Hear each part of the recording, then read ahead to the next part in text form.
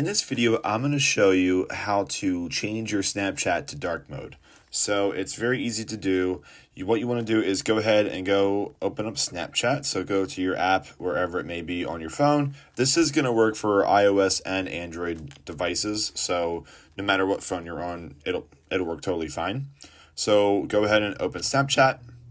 And then what you want to do is go to your profile at the top left here, and you'll find your account and your information and stuff like that, and just go to your settings, which is the gear icon at the very top right here, and then scroll down to where it says app appearance.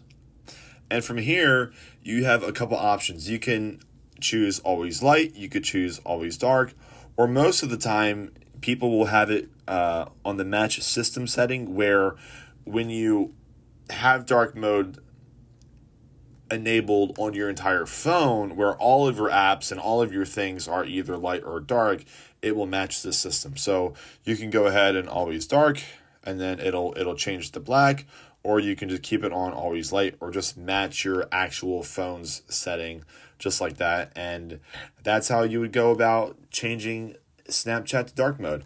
I hope you guys found this useful, and we'll see you in the next video.